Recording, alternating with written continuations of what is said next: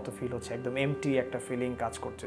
ছিলেন তারা কাছাকাছি বন্ধু হয়ে, তাদের মিথস্ক্রিয়া অনবদ্য সব গান দিয়েছে বাঙালি শ্রোতাকে।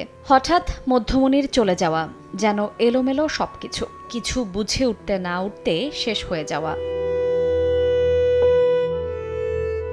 কণ্ঠ আজ ধরে আসছে, বুক আজ কেঁপে উঠছে। সঙ্গীত যার ধ্যান জ্ঞান আরাধ্য, তিনি তাই দিয়েই হৃদয় ভরাতে গিয়েছিলেন সুদূর আমেরিকায়।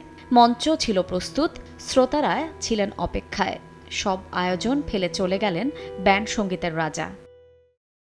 আমি, হামিন, শফিন, আমরা তিনজন ৪৫ বছরের উপরে একসাথে। আমরা অনেক কিছু একসাথে এনজয় করেছি লাইফে।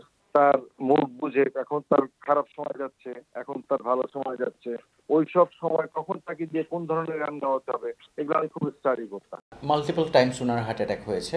ডেডিকেটেড একটা মিউজিশিয়ান ছিলেন, সো উনি ওনার দিকে না খেয়াল করে ওনার ক্রিয়েটিভিটি, মিউজিক এগুলো নিয়ে ব্যস্ত থাকতেন।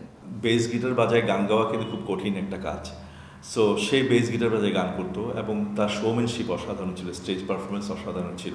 নগদের কাছে সব গ্রাহকই প্রিয়, তাই তো সারা দেশে ক্যাশ আউট চার্জ সবচেয়ে কম। বাংলা সঙ্গীতের কিংবদন্তি সুরকার কমল দাশগুপ্ত ও বরেণ্য নজরুল সঙ্গীত শিল্পী ফিরোজা বেগমের সন্তান শাফিন আহমেদ। গান শেখার শুরুটা বাবা মায়ের কাছে হলেও নিজেকে মেলে ধরেন পাশ্চাত্য ঘরানার রক মিউজিকে। ১৯৭৯ সালে বড় ভাই হামিন আহমেদকে নিয়ে গড়ে তুলেছিলেন বাংলা সঙ্গীতের অন্যতম সফল ব্যান্ড মাইলস। স্বজনরা জানিয়েছেন, কনসার্টে যোগ দিতে যুক্তরাষ্ট্রের ভার্জিনিয়ায় গিয়েছিলেন শাফিন আহমেদ। সেখানে কনসার্টের আগে মিট অ্যান্ড গ্রিট প্রোগ্রামে হঠাৎ হৃদরোগে আক্রান্ত হলে কনসার্ট বাতিল করা হয়। ২ দিন আইসিইউতে থাকার পর তার কিডনি ফেইলিওর হলে মারা যান তিনি। জাহাজের অগ্রভাগটা ভেঙে যায়, জাহাজটা চলতে পারে। এইসব লোক যখন চলে যাবে না, বাংলাদেশটা অন্ধ হয়ে যাবে, মেধাশূন্য হয়ে যাবে। আমি কিন্তু অনেক ওনাকে কপি করতাম, সেটা কথা। কি যেন হারিয়ে ফেলছি, মানে এটা আসলে কোনো কিছু দিয়ে পূরণ করার মতো না।